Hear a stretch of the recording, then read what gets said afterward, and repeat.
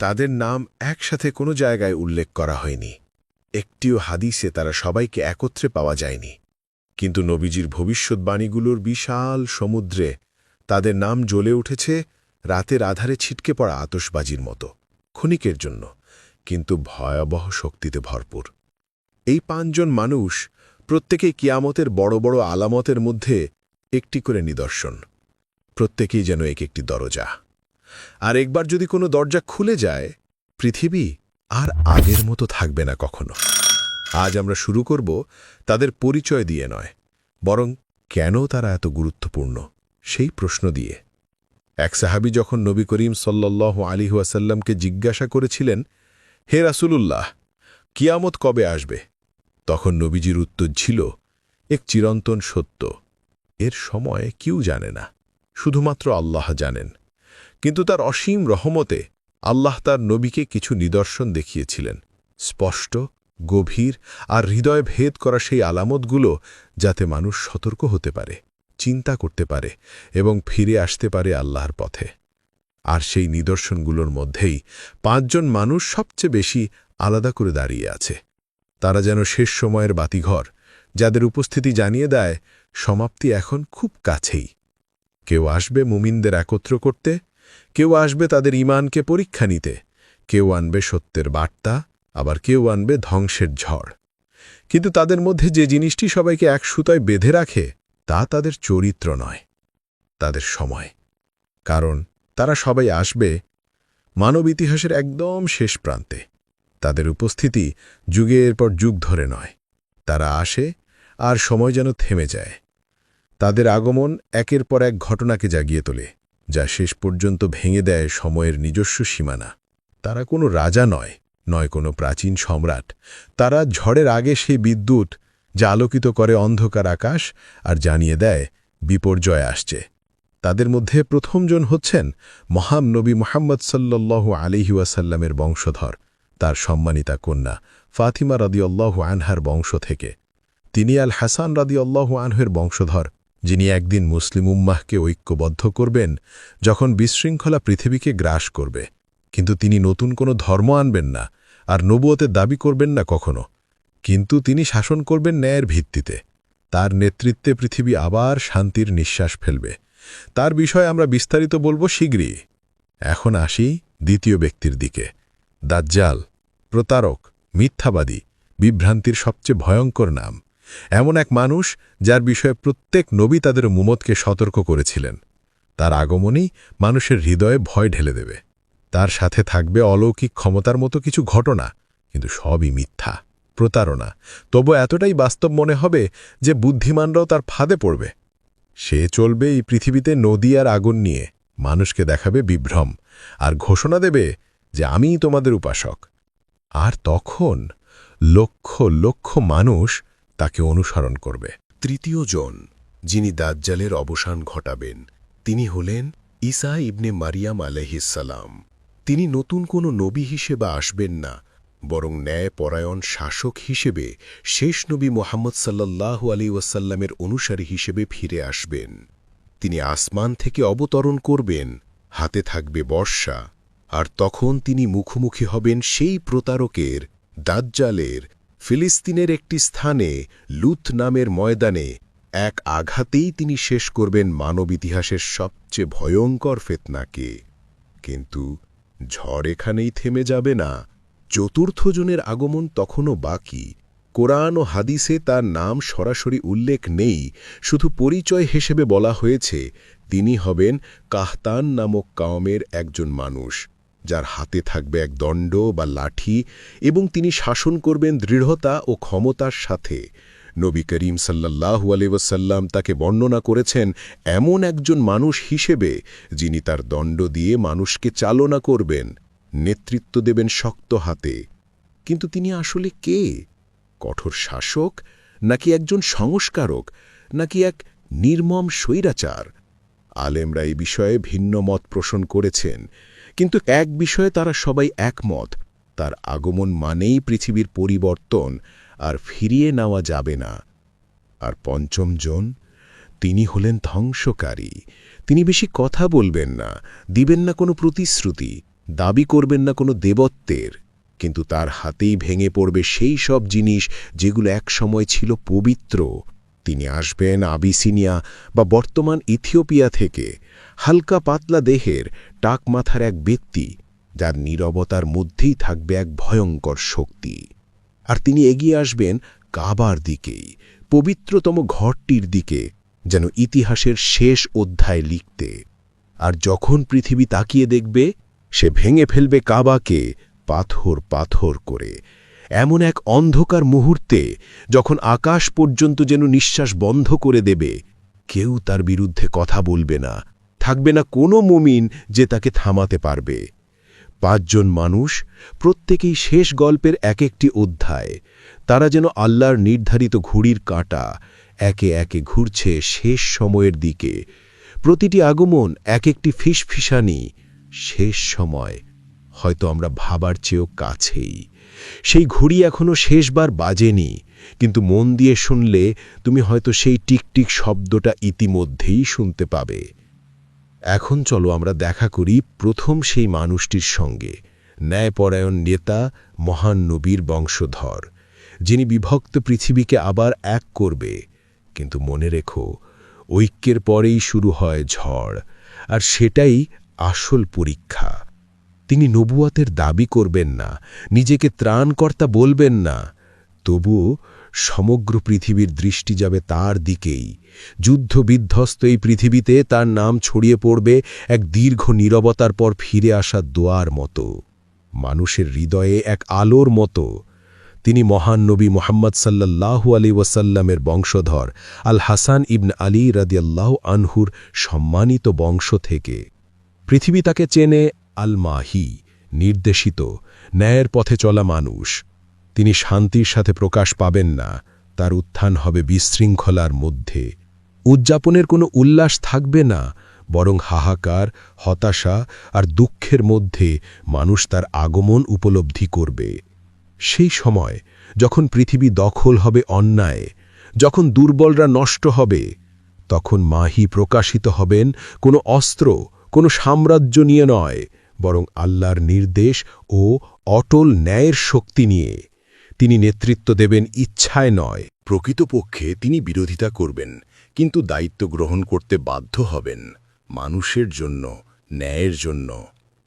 হাদিসগুলো বর্ণনা করে তিনি মক্কায় প্রকাশিত হবেন, কাবার কর্নারের পাশে, ইব্রাহিমের মাকামে।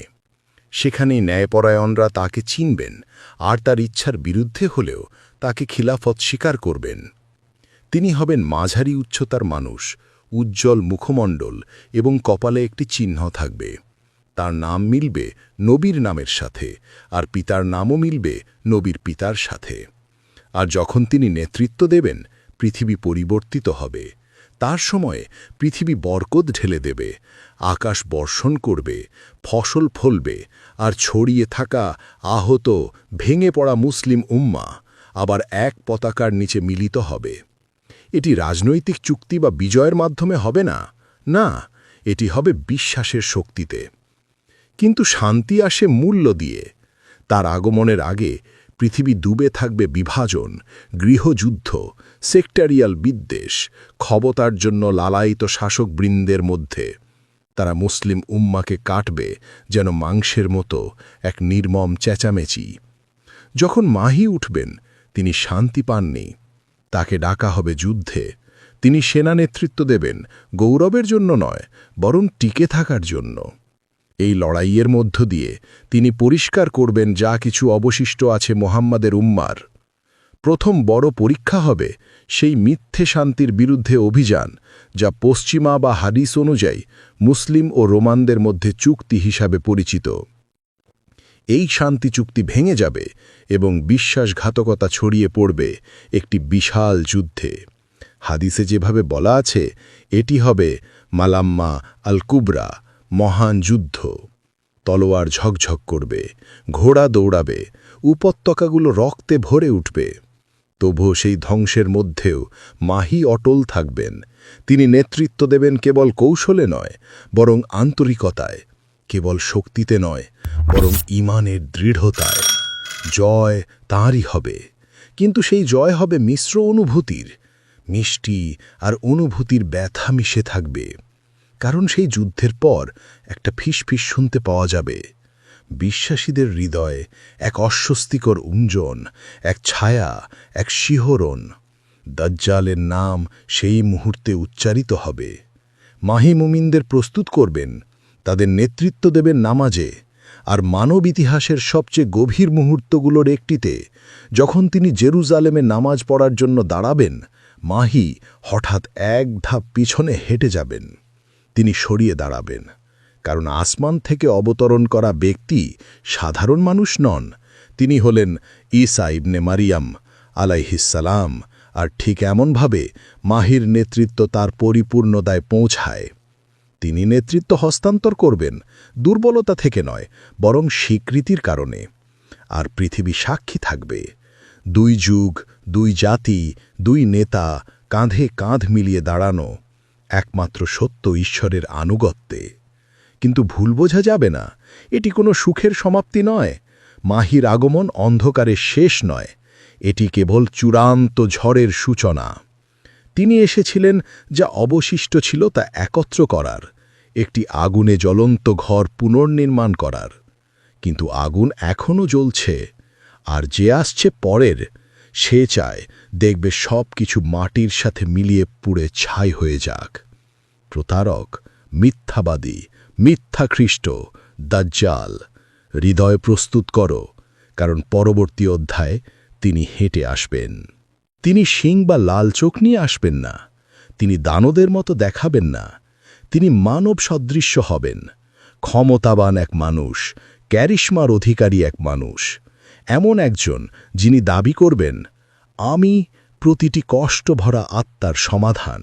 তিনি পৃথিবীতে হাঁটবেন, স্বৈরাশাসক হিসেবে নয়, বরং ত্রাণকর্তা হিসেবে। আর কোটি কোটি মানুষ তাকে বিশ্বাস করবে।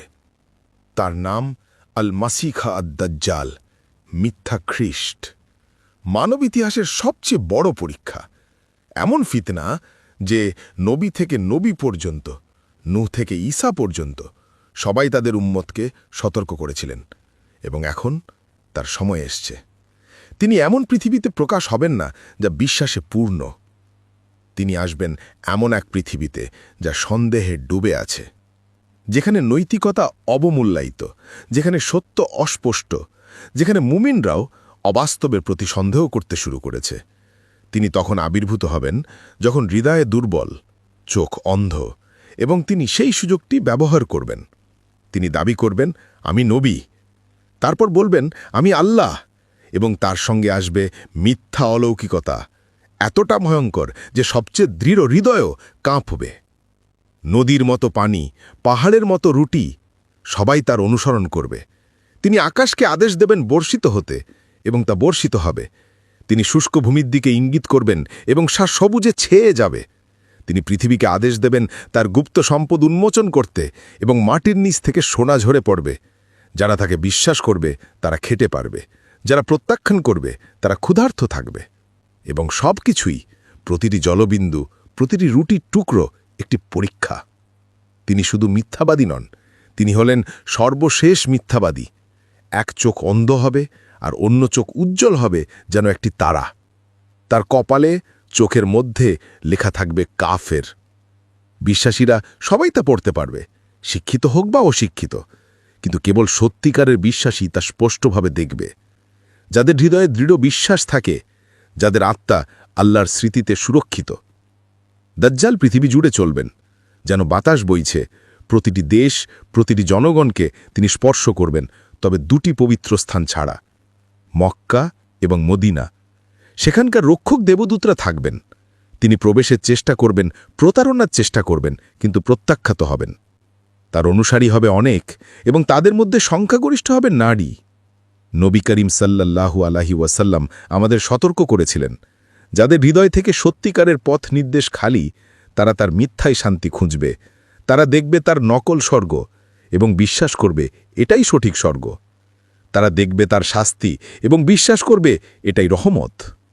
এবং তাদের মধ্যে থাকবে ইহুদিরা, যারা বিশ্বাস করবে তিনি হলেন প্রতীক্ষিত রাজা। তারা তার সঙ্গে মার্চ করবে, আশা করবে যে তিনি তার কল্পিত সাম্রাজ্য পুনঃস্থাপিত করবেন। তারপর তিনি মুসলিমদের দিকে মনোযোগ দেবেন। তাদের স্বীকার করবেন, তাদের বিশ্বাসের পরীক্ষা নেবেন, বলবেন আমি তোমাদের প্রভু, এবং যখন তারা প্রত্যাখ্যান করবে তিনি তাদের মধ্যে ভয় সৃষ্টি করবেন। তিনি একজন মানুষকে পুনর্জীবিত করবেন, অন্তত তাই দেখাবে। তিনি একজনকে কেটে দেবে, মাঝ বরাবর কেটে দেবে, তারপর সেই দু টুকরোর মধ্যে দিয়ে হাঁটবে আর বলবে উঠে দাঁড়াও, এবং মানুষটি উঠবে। কিন্তু এটাই একটি ভ্রম, একটি কৌশল, কারণ সে সত্যি মৃতদের জীবিত করতে পারে না। এটি আল্লাহর তরফ থেকে একটা কঠোর পরীক্ষা, এমন এক পরীক্ষা যে কিছু ন্যায়পরায়ণ লোক বলবে হয়তো আমরা ত্রুটিবোধ করছিলাম। সে সেনা নেতৃত্ব দেবে, শহর দখল করবে, তার পতাকা মহাদেশ জুড়ে উত্তোলিত হবে, এবং তারপর তিনি অগ্রসর হবেন জেরুজালেমের দিকেই। কিন্তু কিছুই তাকে থামাতে পারবে না। আকাশ থেকে একটি শব্দ শোনা যাবে। একটি অবতরণকারী ব্যক্তি, 2 পোশাকে আবৃত, তার হাত দীপদূতদের পাখার ওপর বিশ্রাম করছে। একজন মানুষ যার মুখ উজ্জ্বল আলোর মতো। মরিয়মের সন্তান, নতুন কোনো কিতাব নয়, শুধু ন্যায় নিয়ে ফিরে আসবেন ঈসা আলাইহিস সালাম। দাজ্জাল তাকে দেখবে এবং পানি নমক যেমন গলে যায় তেমনই গলে যাবে। সে পালাবে আর ঈসা তার পিছু নেবেন এবং তাকে ধরবেন লুদ্ধের দরজায়, ফিলিস্তিনে, এবং সেখানে একবার বর্ষার আঘাতে ইতিহাসের সর্বকালের সর্বশ্রেষ্ঠ মিথ্যাবাদীকে হত্যা করা হবে। আর ঠিক এভাবেই ফিতনা শেষ হবে। কিন্তু এখনও আরাম করো না, কারণ মিথ্যাবাদী চলে গেলে একটি নতুন ঝড় তৈরি হচ্ছে এবার পূর্ব দিক থেকে, এবং যা উঠবে তা থামানো যাবে না। তারা কথা বলবে না, যুক্তি দেখাবে না, চুক্তি করবে না। তারা ঝাঁপিয়ে পড়বে, ধ্বংস করবে, এবং যা থাকবে তা শুধু নীরবতা। দাজ্জাল নিহত হবার পর ঈসা ইবনে মারিয়ামের ন্যায়ের অধীনে পৃথিবী সাময়িক নিঃশ্বাস নিলে আবার পৃথিবী কাঁপবে। এবার নয় প্রতারণার কারণে, বরং কাঁচা, নিয়ন্ত্রণহীন শক্তির কারণে। পূর্বের অন্ধকার থেকে, দীর্ঘদিন লুকিয়ে থাকা একটি বাঁধের পেছন থেকে তারা বিস্ফোরিত হবে। এক জাতি যার তুলনা নেই, তাদের নাম প্রাচীন, ভয়ানক, যে নাম শোনা যায় ভয়ে নিয়ে, ইয়াজুজ এবং মাজুজ, গগ এবং মাগগ। তারা শান্তভাবে আসবে না। যখন আল্লাহর আদেশ দেওয়া হবে, সেই বাঁধ যা 1000 বছর ধরে তাদের আটকে রেখেছে ধুলির মতো ছিঁড়ে যাবে, এবং যা তার পেছনে লুকিয়ে আছে তা বন্যার মতো প্রবাহিত হবে। তারা অবতরণ করবে প্রতিটি ঢাল, প্রতিটি পাহাড়, প্রতিটি গহ্বর থেকে। তাদের সংখ্যা আকাশকে অন্ধকারে ঢাকা দেবে, তাদের ক্ষুধা নদীগুলো শূন্য করে দেবে, তাদের সহিংসতা কোনো দয়া জানবে না। তারা কোনো দৈত্য নয়, তারা কোনো আত্মা নয়, তারা মানুষ, কিন্তু তাদের দুষ্টমি তুলনা নাই। তারা সব হ্রদ শুষে নেবে। হাদিসে বলা হয়েছে তারা টিবেরিয়াসের হ্রদের ধারে যাবে এবং তা খাবে যতক্ষণ না একটি বিন্দুও না থাকে। যারা তাদের পরে আসবে তারা বলবে, এখানে কি আগে পানি ছিল? তারা সব কিছু গ্রাস করবে, পশু, ফসল, জমি, এবং শেষ পর্যন্ত তারা তাদের ক্রোধ মানব জাতির ওপর ঝাঁপিয়ে পড়বে। কোনো সেনা তাদের থামাতে পারবে না, কোনো অস্ত্র তাদের পৌঁছাতে পারবে না। এমনকি ঈসা আলাইহিস সালাম, আল্লাহর নবী, তাদের সঙ্গে লড়বেন না। তিনি মুমিনদের নিরাপদ স্থানে নেতৃত্ব দেবেন, যুদ্ধে নয়, বরং পশ্চাৎপদে।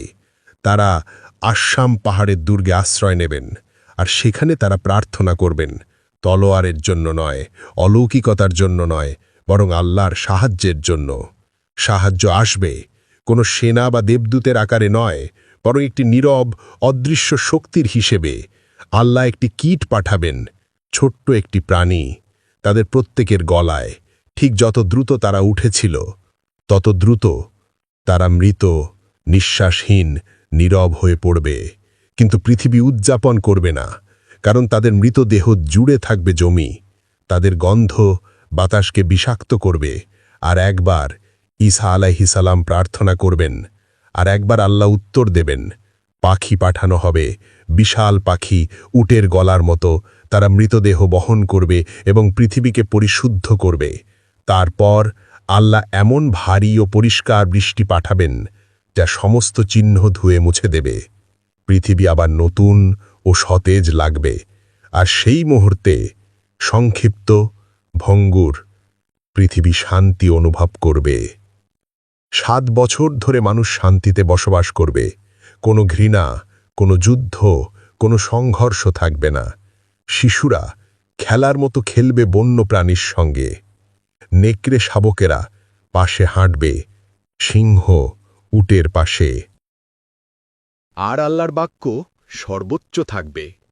ঈসা আলাইহিসসালাম শাসন করবেন, রাজা হিসেবে নয়, বরং ন্যায়পরায়ণ এক দাস হিসেবে। তিনি ক্রস ভাঙবেন, শূকর হত্যা করবেন, জিজিয়া রদ করবেন, আর কেউ উপাসনা পাবেন না আল্লাহর বাইরে। কিন্তু সেই শান্তি হল শেষ নয়, এটি হল চূড়ান্ত পতনের আগে নীরব মুহূর্ত। কারণ সময় কমে আসছে এবং সমস্ত চিহ্ন প্রায় পূর্ণ। পৃথিবী মাহি দেখেছে, সে দাজ্জালের মুখোমুখি হয়েছে, ইয়াজুজ মাজুজের প্রলয়ও সহ্য করেছে, কিন্তু যা আসছে তা চোখে দেখা যাবে না, তা অনুভূত হবে আত্মায়। একজন মানুষ উঠবেন, না গাইডেন্স নিয়ে, না প্রতারণা দিয়ে, বরং ক্ষমতা নিয়ে। কাখাতানের গোত্রের এক শাসক, এবং তার লাঠির পেছনে পৃথিবী তার চূড়ান্ত পদক্ষেপ নেবে। তিনি উদ্ভব হবেন না, অশান্তি নিয়ে নয়, অলৌকিকতার সঙ্গে নয়। কোনো পতাকা তার আগমন ঘোষণা করবে না, কোনো সেনা তাকে সিংহাসনে নিয়ে যাবে না। তবুও তিনি শান্তভাবে উঠবেন, দৃঢ়ভাবে। আরবের গভীরতা থেকে এক মানুষ, প্রাচীন বংশ, কঠোর শাসন। তিনি নবী নন, তিনি মাহি নন, তবুও তিনি শাসন করবেন। তার নাম আগের নামগুলোর মতো পৃথিবীতে প্রতিধ্বনিত হবে না, কিন্তু তার প্রভাব পৃথিবী জুড়ে গর্জন করবে। তিনি কাখাথানের মানুষ। নবী মোহাম্মদ সাল্লাল্লাহু আলাইহি ওয়াসাল্লাম তার উম্মতকে সতর্ক ছাড়েননি। তিনি স্পষ্টভাবে বলেছেন, ঘণ্টা ঘটবে না যতক্ষণ না কাখাতানের এক ব্যক্তি তার লাঠি দিয়ে মানুষকে পরিচালনা করবে। এটি একটি সাধারণ বাক্য, কিন্তু এর পেছনে রয়েছে এক ভয়ঙ্কর বাস্তবতা। তিনি প্রলুব্ধ করবেন না, তিনি অনুপ্রাণিত করবেন না, তিনি পরিচালনা করবেন। যেমন একজন ক্ষেত্রানীরা ভেড়া চালায়, যেমন একজন কমান্ডার সৈনিকদের ধাক্কা দেয়, যেমন একজন শাসক শৃঙ্খলা বজায় রাখে। কূটনীতি নয়, শক্তি দিয়ে। তিনি কে? তিনি কাখাতানের, প্রাচীন আরব গোত্রের মানুষ, যার মূল ইয়েমেনে গভীর। তার বংশধারা ইতিহাসের শিরায় বয়ে গেছে। কিন্তু নামের জন্য তাকে ভালোবাসা হয় না, তার শাসনের জন্য তাকে ভয় করা হয়। পণ্ডিতেরা বিতর্ক করেছেন, তিনি কি স্বৈরাচারী নাকি সংস্কারক? তিনি কি আলজাহজা নামে পরিচিত সেই ব্যক্তি, নাকি কেউ সম্পূর্ণ ভিন্ন? তবে এটি নিয়ে তারা একমত। তার উত্থান দেখায় পৃথিবী চেনার বাইরে বদলে গেছে। তার নেতৃত্ব কোনো পুনরুদ্ধার নয়, এটি একটি প্রতিক্রিয়া, বিদ্রোহে হারানো মানুষের প্রতি একটি উত্তর। যেখানে কোমলতা আর কাজ করে না, শুধুমাত্র শক্তি শৃঙ্খলা আনতে পারে। কেউ বলেছে তার লাঠি আক্ষরিক নয়, এটি প্রতীকী, মানে মানুষ তাকে পুরোপুরি আনুগত্য করবে। অন্যরা বলেছে না, এটি আক্ষরিক, তিনি মানুষকে বাধ্য করবেন শৃঙ্খলায়। তার শাসন হবে কঠোর, কিন্তু অন্যায় নয়। অনেকে বিশ্বাস করেন তিনি ন্যায়পরায়ণ মানুষ, একজন সৎ শাসক। একজন মানুষ উঠবেন যখন পৃথিবী বিভ্রান্তি, বিভাজন এবং পাপে ক্লান্ত। যখন মানুষ ডাকবে স্বাধীনতার জন্য নয়, বরং স্পষ্টতার জন্য।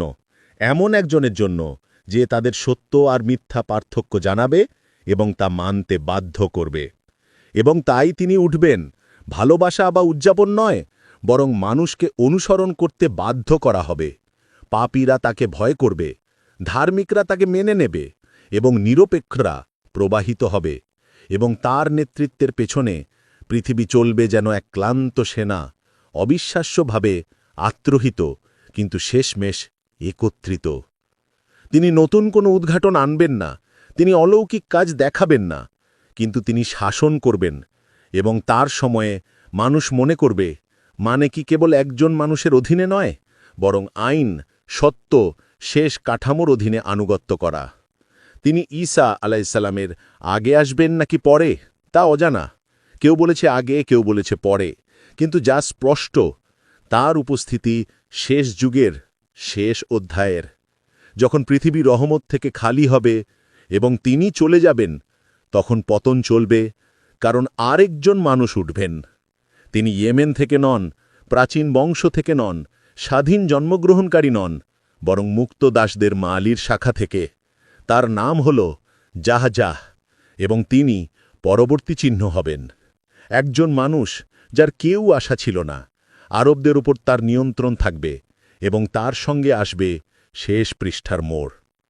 তিনি অন্ধকার থেকে উঠবেন, কোনো মহত বংশ থেকে নন, কোনো প্রাচীন বংশ থেকে নন, বরং ভোলা মানুষের শাখা থেকে, একজন মানুষ যার কোনো বড় গোত্র নেই, নাম রাজবংশে খতিত নয়। তিনি মালি, মুক্ত দাসদের মধ্যে। তবু নবী সাল্লাল্লাহু আলাইহি ওয়াসাল্লাম বলেছেন, রাত আর দিন শেষ হবে না যতক্ষণ না মালি থেকে এক জাহজাহ নিয়ন্ত্রণ নেন। তার উত্থান কাব্যতিক নয়, রোম্যান্টিক নয়, এটি একটি চিহ্ন, ভয়ঙ্কর এক চিহ্ন। কারণ যখন শাসকরা পতিত হবে এবং দাসরা শাসন করবে, পৃথিবী এমন এক পরিবর্তনের মুখোমুখি হবে যা আর ঠিক করা যাবে না।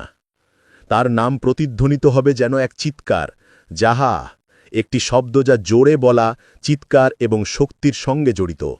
কিছু পণ্ডিত বলেন এটি তার নামই নয়, বরং তার চরিত্রের বর্ণনা।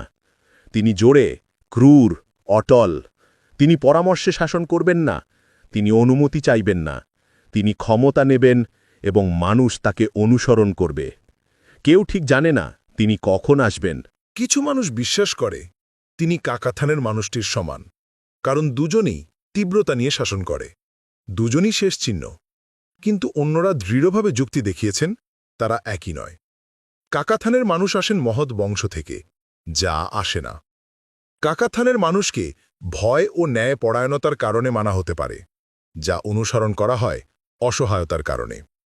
এবং ঠিক এটি ঘণ্টার চিহ্ন, যে ক্ষমতা এমন মানুষের হাতে চলে এসেছে যারা কখনো শাসন করার জন্য তৈরি হয়নি, শুধুমাত্র তাদের খারাপ হওয়ার কারণে নয়, বরং পৃথিবীর কাঠামো ধ্বংস হয়ে যাওয়ায়। যখন যাজা উঠবেন, তিনি পাশে কোনো সেনা নিয়ে আসবেন না, তার শক্তি বংশ থেকে আসবে না, বরং সুযোগ থেকে। শক্তিশালীরা নিজেদের ধ্বংস করেছে, পণ্ডিতরা নীরব। কিছু ধার্মিক লুকিয়ে আছে, এবং সেই শূন্যতার মধ্যে যাজা এগিয়ে আসবেন, মাথা উঁচু, তীক্ষ্ণ কণ্ঠ, লাঠি হাতে, আর মানুষ অনুসরণ করবে, শুধুমাত্র কারণ তারা তাকে বিশ্বাস করে না, বরং কারণ তাদের অন্য কোনো বিকল্প নেই। তার শাসন হতে পারে স্বল্পকালীন, হতে পারে সহিংস, হতে পারে অদ্ভুত। হাদিস কম, বিবরণ অস্পষ্ট, কিন্তু সতর্কবার্তা স্পষ্ট। তার নেতৃত্ব চিহ্ন যে পৃথিবীর শেষ প্রান্তে পৌঁছেছে, যে যথাযথ শৃঙ্খলা উল্টে গেছে, যে স্তম্ভগুলো ফেটে গেছে, এবং আল্লাহ আমাদের দেখাচ্ছেন, যখন উম্মাহ সত্যকে সম্মান করা বন্ধ করে, সত্য অপ্রত্যাশিতের মাধ্যমে আসবে। তিনি ন্যায়পরায়ণ হবেন কি? হয়তো। তিনি কঠোর হবেন সম্ভবত। তিনি মানুষকে একত্রিত করবেন সাময়িকভাবে। কিন্তু তার উপস্থিতি তোমাকে সান্ত্বনা দেওয়ার জন্য নয়, এটি তোমাকে কাঁপানোর জন্য। তিনি কোনো পুনর্জাগরণের নেতা নন, তিনি দেখাতে এসেছেন যে এখন একটির জন্য অনেক দেরি, এবং যখন তিনি শাসন করবেন, বিশ্বাসীরা একে অপরের সাথে ফিসফিস করে বলবে, এটিও পূর্ব নির্ধারিত ছিল। কিন্তু যা শেষ হবে না, কারণ আরও একজন আছে, না নেতা না শাসক, বরং ধ্বংসকারী। একজন মানুষ যিনি বক্তৃতা দেবেন না, দাবি করবেন না কিছু, তার নীরবতা স্বর্গকেও কাঁপাবে। তিনি আবিসিনিয়ার মানুষ। তিনি কুডাল নিয়ে হাঁটবেন এবং পৃথিবীর পবিত্রতম স্থানের দিকে লক্ষ্য করবেন। তিনি দুলসুত্তাইন, এবং তিনি কাবা ধ্বংস করবেন, পাথর ধরে পাথর পর্যন্ত, যতক্ষণ না শেষ পবিত্র স্থান হারিয়ে যায়। তিনি কোনো সেনা নিয়ে আসবেন না, তিনি আনুগত্য চাইবেন না, তিনি কোনো বার্তা চিৎকার করে বলবেন না। তিনি ধীরে ধীরে হাঁটবেন, পরিকল্পিতভাবে হাতে একটি সরঞ্জাম, হৃদয় ধ্বংস। আবিসিনিয়ার একজন মানুষ, ত্বক কালো, পা পাতলা, মাথা টাক এবং উপস্থিতি অমোচনীয়। নবী মুহাম্মদ সাল্লাল্লাহু আলাইহি ওয়াসাল্লাম তাকে এক স্বপ্নে দেখেছিলেন এবং এমন শব্দে বর্ণনা করেছেন যা শতাব্দীর পরেও অনুরণিত হয়, যেন আমি তাকে এখনই দেখতে পাচ্ছি। মাথা টাক, বাঁকা পা, হাতে একটি পিক্যাক্স, আর তিনি কাবার পাথরগুলো এক এক করে আঘাত করছেন। তার নাম কেউ জানে না, কিন্তু তার পরিচয় দুলসুত্তাইন, পাতলা পায়ের মানুষ। তিনি কোনো প্রতীক নন, কোনো উপমা নন, তিনি বাস্তব। তিনি হেঁটে আসবেন পৃথিবীর শেষ প্রান্তে, সেই সময় যখন ঘড়ির কাঁটা প্রায় থেমে যাবে, আর তিনি পূর্ণ করবেন সেই ভবিষ্যৎবাণী যেটি শুনে ফেরেশতারাও কেঁপে উঠবে। তিনি ধ্বংস করবেন কাবাকে, যুদ্ধের মাধ্যমে নয়, বিজয়ের জন্য নয়, বরং নীরবে। তখন আর থাকবে না কোনো মুমিন, না কোনো প্রহরী, না কোনো হাজি, যারা তাকে থামাতে পারবে। আল্লাহর ঘর একসময় মিলিয়ন মানুষের ঘেরা, এখন একা দাঁড়াবে, পরিত্যক্ত, নীরব, শূন্য। যুদ্ধ বা রক্তপাতের কারণে নয়, বরং কারণ বিশ্বাস নিজেই পৃথিবী থেকে বিলীন হবে। একটি সময় আসবে, নবী সাল্লাল্লাহু আলাইহি ওয়াসাল্লাম বলেছেন, যখন কাবা পরিত্যক্ত হবে, কেউ হজ করবে না, কেউ উমরা করবে না, আচার অনুষ্ঠান ভুলে যাওয়া হবে, জপ নীরব হয়ে যাবে। আর সেই সময় এই মানুষ দুলু কাতিন প্রবেশ করবেন মক্কায়, বিরোধী ছাড়াই। হাতে পিক্যাক্স, একে একে পাথরগুলোতে আঘাত। প্রথম পাথর পড়ে, দ্বিতীয়বার দেয়াল ফাটে, তৃতীয়বার কাঠামো কাঁপে। তিনি পৃথিবীর সবচেয়ে পবিত্র স্থান ধ্বংস করবেন, টুকরো টুকরো করে। আর মানুষ যারা বাকি আছে, তারা কাঁদবে না, চিৎকার করবে না, তারা প্রতিহত করবে না, বরং তারা উল্লাস করবে, তারা নাচবে, তারা উদযাপন করবে সেই ধর্মের অবসানের যশন, যেটা তারা কখনোই বুঝে ওঠেনি। কাবার ধ্বংসাবশেষের কাছে তারা জমায়েত হবে, সঙ্গীত, হাসি ঠাট্টা, যেন আল্লাহর ঘর মুছে ফেলা কোনো বিজয়। আর কোনো কণ্ঠ উঠবে না প্রতিবাদে, কারণ আর কোনো মুমিন থাকছে না। পণ্ডিতরা জ্বলে গেছেন, ধার্মিকরা ফিরে গেছেন তাদের পালনকর্তার কাছে।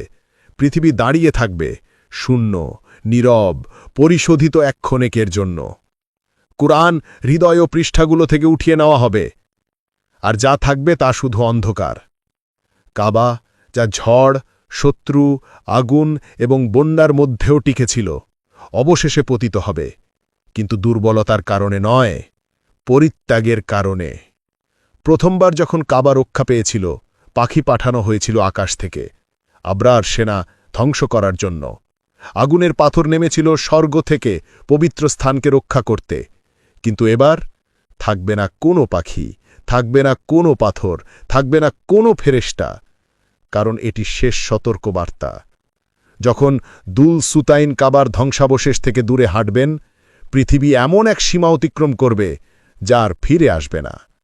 শেষ পবিত্র স্থান হারিয়ে যাবে, একতার প্রতীক মুছে যাবে, আর যা আসছে তা শুধু ধ্বংস। কারণ চিহ্নগুলো প্রায় পূর্ণ, আলো প্রায় নিভে গেছে। শীঘ্রই কোরআন উঠিয়ে নেওয়া হবে, সূর্য উঠবে, না পূর্ব থেকে, বরং পশ্চিম থেকে, এবং পৃথিবী নিঃশ্বাসের শেষ নিঃশ্বাস নেবে। কিন্তু সেই শেষ নিঃশ্বাসের আগে এখনও একটি শেষ অধ্যায় আছে, দিনটি নিজেই। সেই দিন যেখানে কোনো প্রাণ পালাতে পারবে না, সেই দিন যা শিশুরও চুলকে সাদা করে দেবে, ইয়াম আল কিয়ামা, কেয়ামতের দিন। আর থাকবে না কোনো নেতা, থাকবে না কোনো রাজা, থাকবে না কোনো নবী, আর কাউকে থাকবে না সতর্ক করার জন্য, কাউকে না থাকবে পথ দেখানোর জন্য। যখন কাবা পড়ে যাবে এবং শেষ পাথর ছড়িয়ে যাবে, পৃথিবী আগুনে ফেটে পড়বে না, বরং নীরব হবে, এমন নীরবতা যা মানব কখনো দেখেনি। ভারী, শ্বাসরোধকারী একটা নীরবতা যা ওজন বহন করে, চূড়ান্ত মুহূর্তের অপেক্ষা যা অনিবার্য ঘটনার আগে প্রসারিত হবে। বিশ্বাসীরা তখন ইতিমধ্যেই চলে গেছে, একটা নরম ঠান্ডা বাতাস পৃথিবীর মধ্য দিয়ে বইবে। আল্লাহর প্রেরিত যারা হৃদয়ে একক কণিকা বিশ্বাস রেখেছিল, তাদের আত্মা গ্রহণ করার জন্য। কোনো কবর, কোনো জানাজা নেই, কেবল হঠাৎ শান্তিপূর্ণ প্রস্থান। ধার্মিকরা যা আসছে তা দেখবে না, কেবল মৃত হৃদয় এবং অন্ধচোখের মানুষ বাকি থাকবে, সবচেয়ে দুর্বৃত্ত, অভিশপ্ত, দুষ্ট। তারা এমন এক পৃথিবীতে ঘুরবে যেখানে কোনো নিয়ম নেই, কোনো বিশ্বাস নেই, কোনো লজ্জা নেই। তারা হাসবে, তারা নাচবে, তারা পৃথিবীকে তাদের শব্দের পূর্ণ করবে। কিন্তু সেই শব্দের নিচে রয়েছে দিব্য তত্ত্বাবধায়কের নীরবতা। কুরআন উধাও হয়ে যাবে, ধীরে নয়, কোনো উপমায় নয়। এক রাতে মানুষ ঘুমাতে যাবে আর সকালে তারা দেখবে পৃষ্ঠাগুলো খালি, কোনো আয়াত নেই, কোনো অক্ষর নেই, কোনো কালিমা নেই। যারা কুরআন মুখস্থ করেছিল তারা তাদের হৃদয় খালি খুঁজবে, একটিও শব্দ অবশিষ্ট নেই।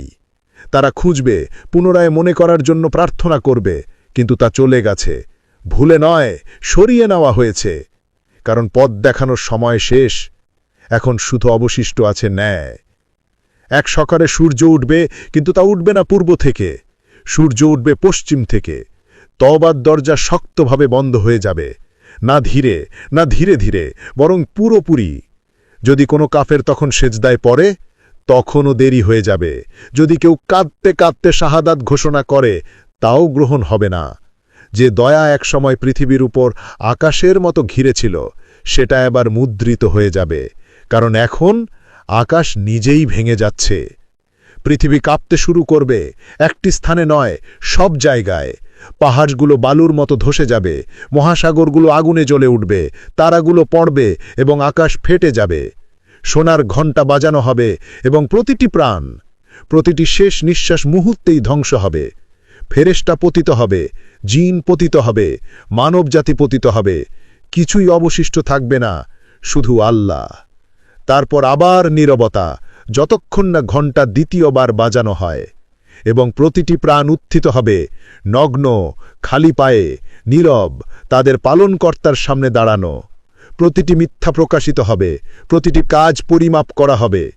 ধার্মিকরা তাদের সৎপুরুষকে আহ্বান করতে থাকবেন, কিন্তু তারা বেশি দূর যেতে পারবেন না। ধার্মিক মা বাবা, ধার্মিক সন্তান, ধার্মিক স্বামী, ধার্মিক স্ত্রী কেউ আর সাহায্য করতে আসবেন না। এই হচ্ছে সেই দিন যার কথা বলা হয়েছিল, আল্লাহর সেই প্রতিশ্রুতি যার কখনো পরিবর্তন হয় না। তাই প্রস্তুত হয়ে থাকুন সেই দিনের জন্য। প্রতিটি অবিচার প্রতিফলিত হবে, আর সেই ৫ জন মানুষ, আল মাহি, আল দাজ্জাল, ঈসা ইবনে মরিয়ম, কাতান থেকে আগত মানুষ, যাজা এবং এমনকি দুল সুয়াতেইন এই চূড়ান্ত যাত্রায় তাদের ভূমিকা পালন করেছে। তারা শুধু প্রাচীন বইয়ের নাম ছিল না, তারা চিহ্ন, সতর্কতা, সবচেয়ে দয়ালু কর্তৃপক্ষের থেকে হুঁশিয়ারি। শেষ আসবে, কিন্তু পূর্বেই জানানো হবে। শুধু তুমি, তোমার কাজ এবং যে কখনো ভুলে যায় না। তাই সেই নীরবতা আসার আগে, সূর্য ভুল দিক থেকে ওঠার আগে, কোরআন তোমার হৃদয় থেকে উঠিয়ে নেওয়ার আগে, এটা মনে রাখো, সময় এখন। তোমার বিশ্বাসকে শক্তভাবে আঁকড়ে ধরো, সত্য বলো, শেষ প্রার্থনার মতো নামাজ পড়ো, কারণ একদিন তা সত্যিই শেষ হবে। এটি ছিল শেষের আগে ৫ জন মানুষের গল্প, আর এখন বাকিটা তোমার হাতে। যদি এই যাত্রা তোমার চোখ খুলেছে, তাহলে থেমে যেও না। পরবর্তী সময় পর্যন্ত সচেতন থেকো, সতর্ক থেকো এবং কখনো ভুলে যেও না, শেষ আসবে। আরও এমন বাস্তব শিক্ষা আর ঈমান জাগানো গল্প পেতে লাইক করুন, সাবস্ক্রাইব করুন আমাদের চ্যানেল স্টোরিজ অফ ইসলাম, আর ঘন্টির আইকনটি অন করে রাখুন যাতে পরবর্তী অনুপ্রেরণামূলক ভিডিওগুলো মিস না হয়।